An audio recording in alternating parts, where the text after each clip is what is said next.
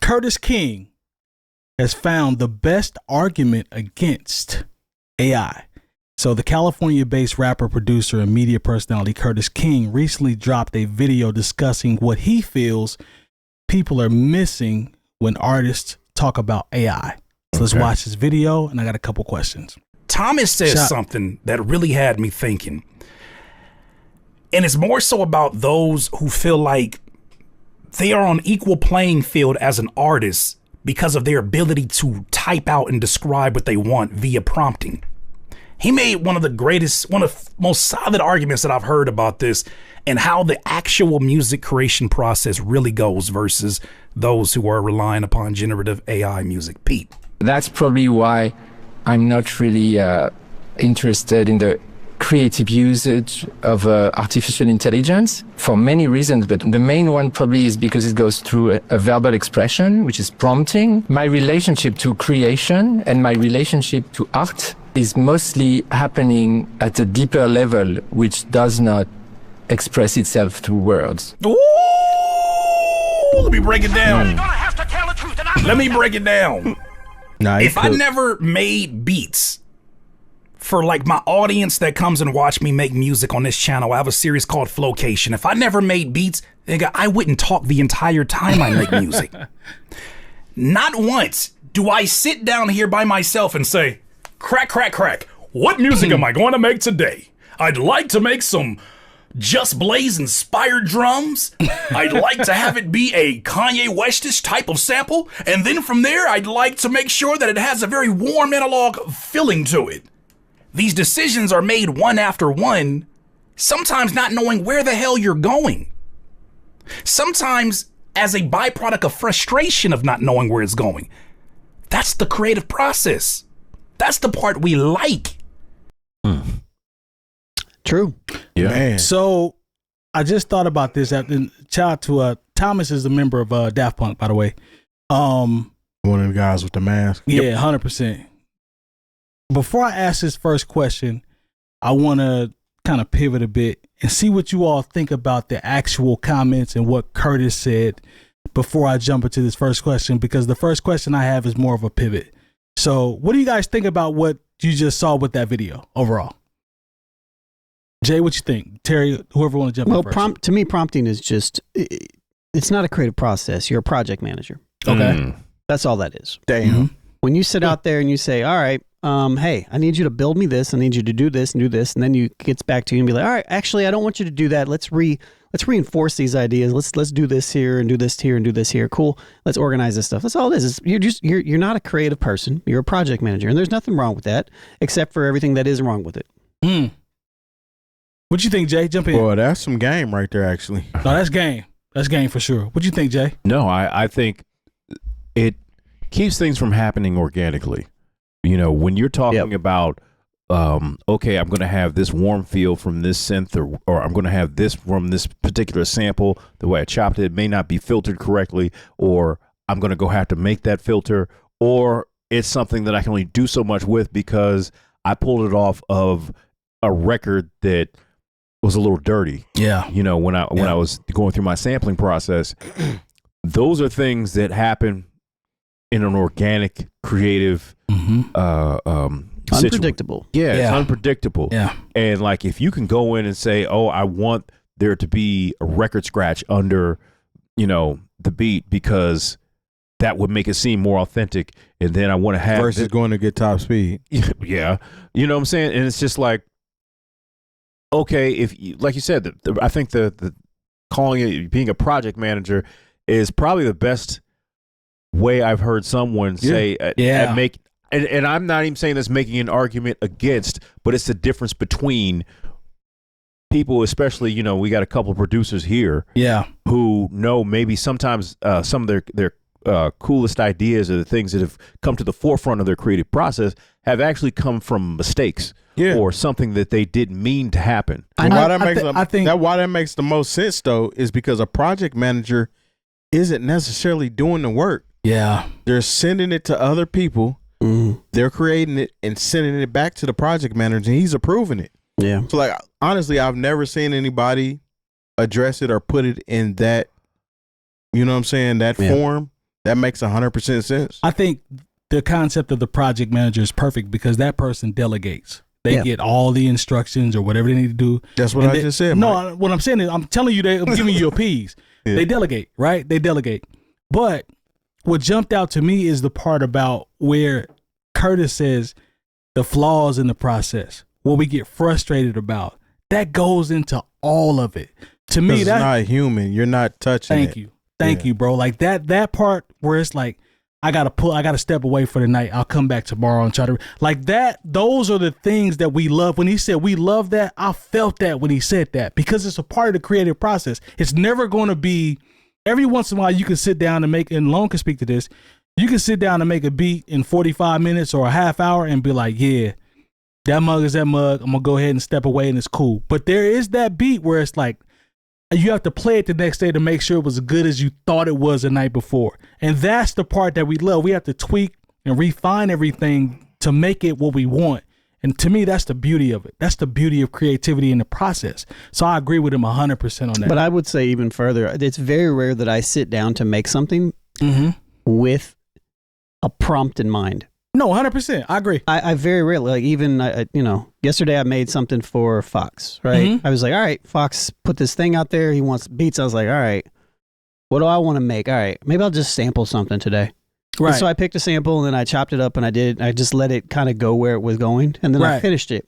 And there was no point in that process where I got to the end to where I was like, man, I really like this, but this isn't exactly what, Fox wants, so I'm not going to reprompt this. I'm just going to finish this beat in the way that it's going, and then I'm going to lean into it based upon the previous thing and continue to lean into it in different types of ways. But like, I almost very rarely do I sit down and try to make something specific. I just sit and just let the creativity come out. There's no planned thought. It's just the creativity, all of that years and decades of work of creativity of being able to make something is unconscious at this point because I've been doing it so long. So I don't have to think about it. I don't want to think when I'm creating. Right. And I think Lone too, I think a part of that is you have had Fox's example, but you've had situations where someone says, Lone, I want to see if you can make this. Sure. Right. Type beat type stuff. You see that on YouTube all the time. But at the same point, I know you. We cut from the same cloth. Even when I sit down and I'm saying, okay, said person said type beat. I'm not sitting down thinking, okay, I have to make sure that said person is happy about type beat. Sure. When I sit down, it's going to be my version and my creation based off whatever type beats criteria was. Exactly. When I'm not about to pivot away from, you see what I'm saying? Yep. And you can't do that from prompting. There you go. That's it. Like we know what that feeling is like. Yeah, okay. Here's the criteria, but it's my version of what you've presented me. And I think that's what get lost with AI because AI is plug and play. There's no soul. There's no soul. There's no soul behind AI. There's no soul. So or it's using somebody else's soul. Yeah, 100%, bro. So it's artificial. You don't want to be using somebody else's soul. Yeah. Come on, that ain't. That's a little dirty. As a creative and as people that are outside of producing, just creatives in general. That ain't the play, bro. How you gonna borrow somebody's soul? Come on, man. It's not authentic. A thriller would never be created with AI. Come on, man. Yeah. Like it's like a lot of this shit. Earth, Wind, and Fire would not exist without if AI was around. Yeah, that goes to a whole other bunch of arguments. We can go down there. Yeah, we can go down that rabbit hole. These are just a few. Like there has to be not that it's the soul genre, but there has to be soul involved in the music that's being created. No, for sure. Well, no, because there's always been this thing where we're like, okay, we want to sound like ourselves and not like whatever's popping right now. Yeah. And that's what's moved music forward. That's the only way it can move forward. It's the only way it's the only way it can move forward. But like with AI, since it can't create anything on its own, it has to take bits and pieces from things that have already existed. And I think, because we had somebody kind of, I don't want to say criticize, but they want to talk about like why AI is bad. Or why we're not educated. Or yeah. But because AI can't create anything on its own, if we have a majority of artists who are using AI to write, using AI to produce, using AI to arrange, right, we're never going to move forward because we're only using things that already exist. And we're only prompting, like, could you do it like this? Do it like, make me some thriller type beats, or make me something that sounds like Purple Rain, or something that sounds like Late Registration. You're not going to be able to move forward if we're just doing things that sound like something else. Yeah. So I had a question. I just wanted to pivot because that part, I wanted to get that part out because I know that's a good conversation. But I was in a meeting, company-wide meeting, and they were talking about, this is, related to work, and they were talking about the experiences of AI and how great AI is, and the tool is helping the company and it's profitable and all that type of stuff. So the question I wanted to ask is, because I never thought about the other side, why is it that larger companies that use AI don't seem to be as passionate as musicians are about the dangers that come with using the tool? That's easy. I'm like capitalism. I knew you was gonna say capitalism.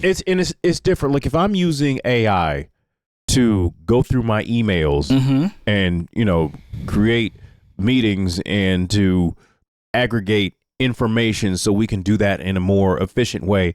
Okay, that's different than using AI to take shortcuts in the creative process of creating music, movies, whatever.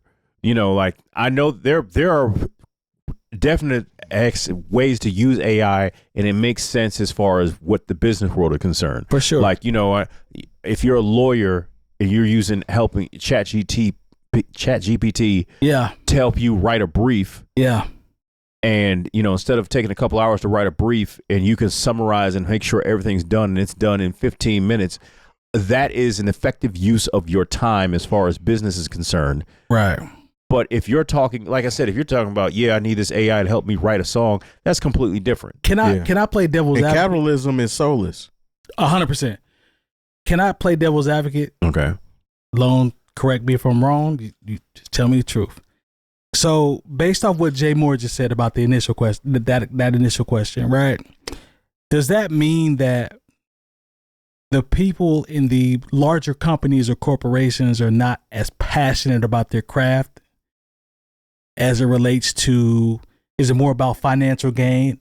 Could an argument be made that they're not as passionate about their craft? It's a better use of their time. Because they're more focused on. Who's passionate about selling cars? I mean, it might be. Some people that's what I'm asking. Some people because are. I feel like the company. I'm just saying, like that. It's a different type of passion. You know what I mean? That's what I'm asking. That's what I'm asking. The passion is always rooted in how much can I obtain, and how, or maybe they're really good at it, or something like that. But like, it's a different type of passion when you're talking about something that you build. So is it fair enough to say that the musicians or artists or creatives are closer to their craft? Yes. As it relates to the comparison 100%. Between companies or Fortune 500 companies that use it. That's where I'm trying to get to. I think the question is wrong. Okay. Yeah. Okay. So the main issue that I have here is, like, look, people can be passionate about whatever they want to be passionate about. There's nothing wrong with being passionate about painting or, changing light bulbs and coals or whatever the hell that you think that you're good at. Whatever you want to be good at that you're good at, that's great. Right. The problem is that companies are utilizing AI for a handful of reasons. And the main reasons is because it eliminates workforce. And when you eliminate workforce, you create larger bottom lines. And when you create larger bottom lines, it's more money for the shareholders and it's more money for the people up top. And you can gain more money from that. And then people can either continue that business or cash out of that business and then do the same thing with another business. Mm-hmm. Optimization. And this is fundamentally the problem with AI if there aren't safeguards in place to help people, because we can see people, when truck drivers no longer have to drive trucks because it's all AI trucks, because one person can hop in a console that is made by a company and they can park the truck. But while 7 other trucks are driving down the road, they just hop from one console and be like, all right, here's this one's getting ready to park. Let me hop in this one and do.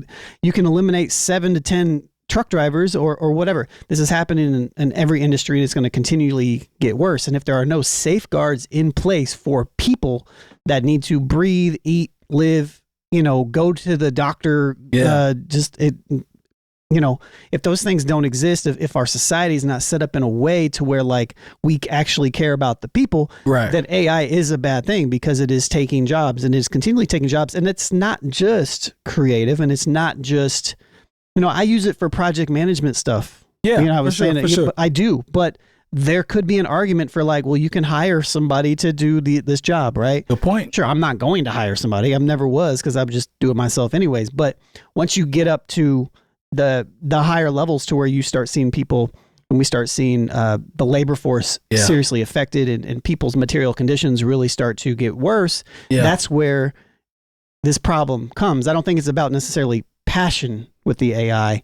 People in corporations and in big companies and things of that nature, they're utilizing AI for the bottom line, full stop. Look, see that's why I asked that question, because I think you answered it perfect. That's what it is. Yeah, that's a great description for sure. AI is just the latest tool, right? As far as like, that's very true. You know what some people in corporate America would call cutting salaries. You know, once again, for the people who like to say, "Oh, Jay Moore always likes to bring up when he was in radio." I'm going to bring it up again. That's a favorite. What is it you say you do here?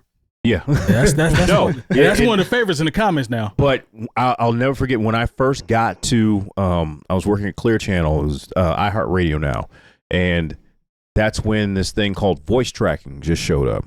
And what it was is you could go in and all the songs would be in the system, and you could record your voice as far as the breaks. Yeah.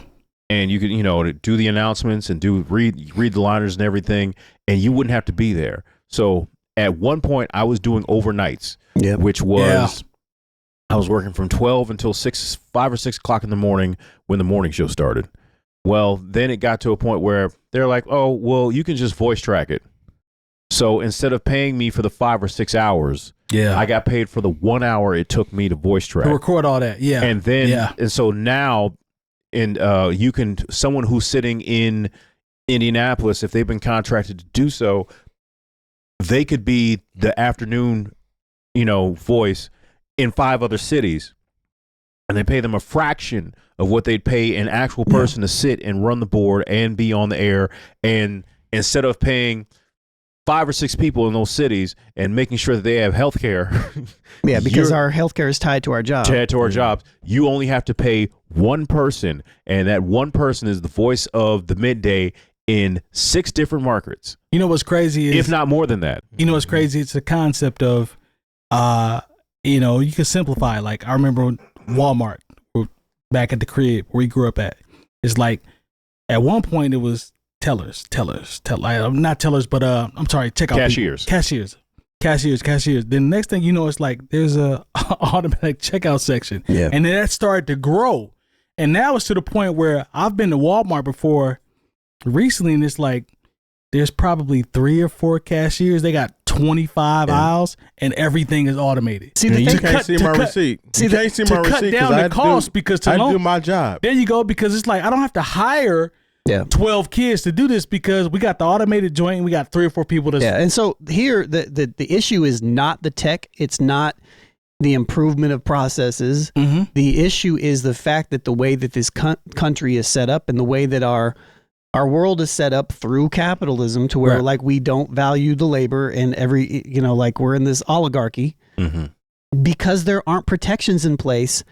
These type of improvements harm labor and people, and until we have those protections in place, it's always going to be that way. And so we have to be very self-conscious about like how things improve and how this stuff moves. I got you. And also, jump in, Terry. Yeah, that's very true. Everything that y'all have said up to this point is very true. But the difference in AI and music is, regardless if a company has it in for you as being an employer, or they want to eliminate employees altogether, at the end of the day, it's optimization. So they want to make sure that they're getting the most out of the work day, versus a musician is here for the feel. This is, what I'm saying? This is something out of me. This is actual soul. This is what I'm giving you. This is, what I'm saying, what I created.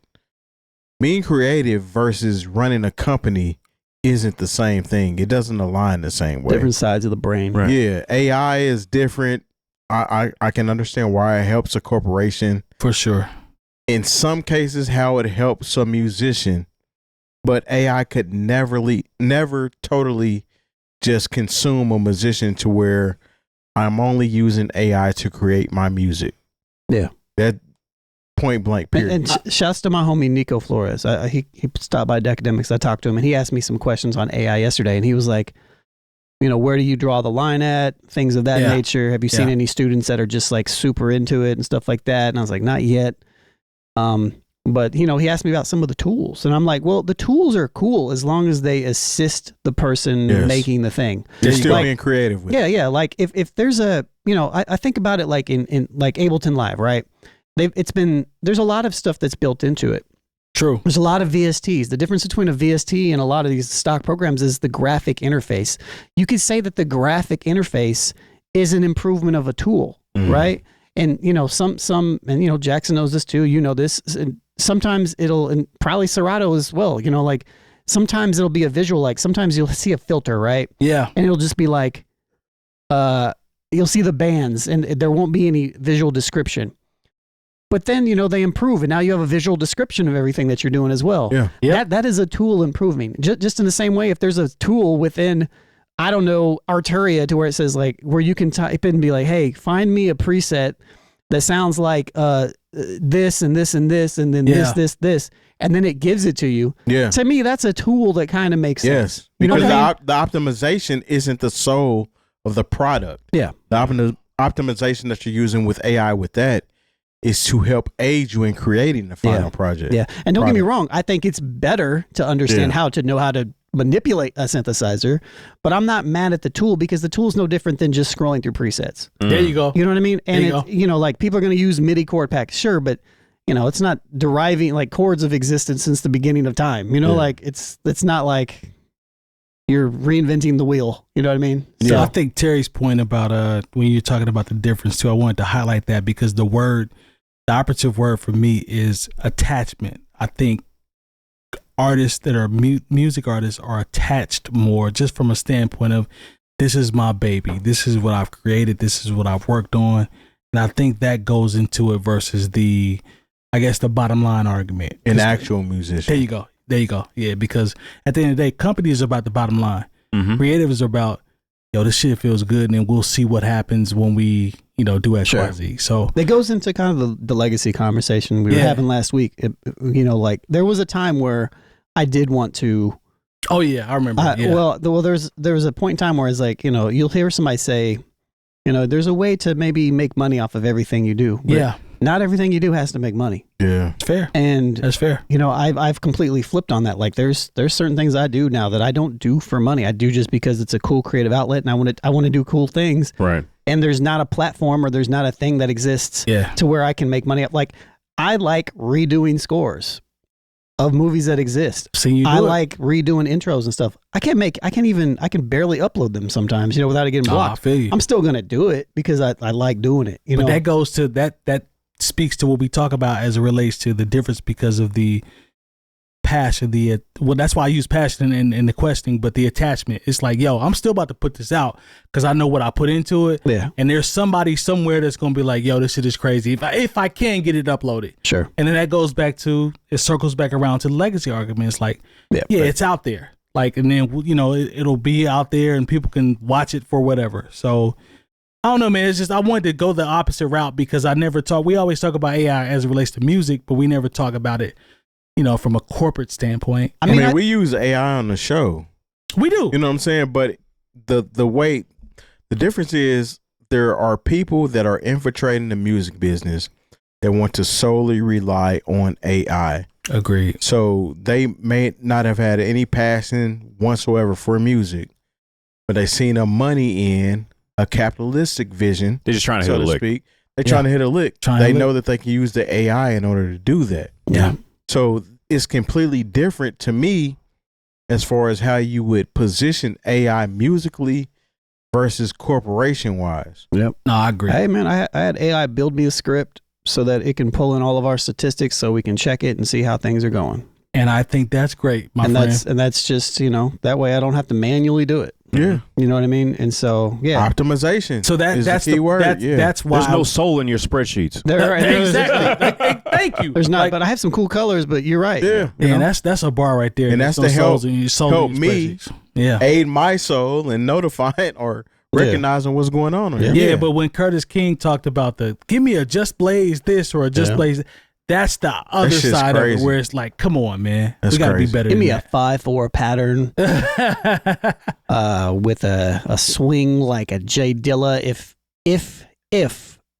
his brother was Freddie Mercury. There you go. Yeah. Come on, man. That to me, that's completely different. And then put it out like, I created this. There you go. No, you just thought about some shit. And somebody, I don't know, man. And then when somebody asks you about your creative process, you're like, well, I just told the computer what I wanted to do. Some people just think that what I just said was really creative. Oh, in terms of how you broke. I just freestyled stuff off the top, right? That's makes sense to me. But I'm just saying, like, some people are making that argument. Like, no, that's super creative. I was like, that's incredible. Okay, man. No, it's not. All right. It's just really not at all. This is just how my brain works. I'm just weird. So you're a project manager. Yeah, I'm a good project manager. You're a project manager. Yeah. Shout out to Thomas from Daft Punk because, man, he broke that mug down. And shout out to Curtis too because Curtis can relate. Like Curtis has been he's in the space out front. He's been out front on this. Yeah, he's in the space, and for him to be able to vouch and say this is one of the best ones he's seen, and then after I watched the video, I'm like, yeah, we gotta talk about this because he hit the nail on the head. And what's crazy is, dude being from Daft Punk, Daft Punk always has the mask on. The helmet, and you would identify them as futuristic. Yeah. And this is not one point of futuristic that they want to acknowledge or be associated with being musical. Come on. That's everything else has been. Daft Punk are rule breakers, yes. man. Yeah.